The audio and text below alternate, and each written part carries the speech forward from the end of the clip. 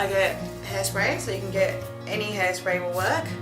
And make sure and just hairspray a little bit underneath the net, so just underneath like that.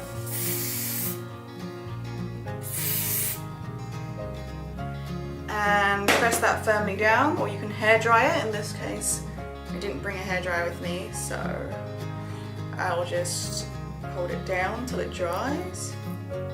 And that just adds extra firmness to the wig, so you can feel it on your head, so you know it's not blowing in the wind.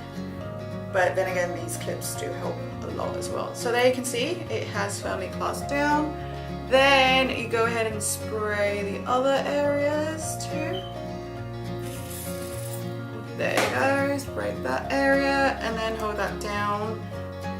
And as you hold that down, I can feel that it is kind of sticking to my head now.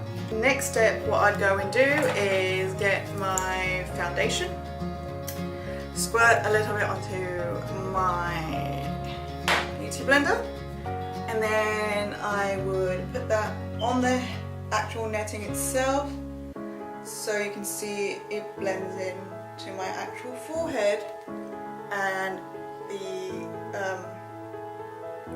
it's the foundation I'm using now on my face, so it should blend in there.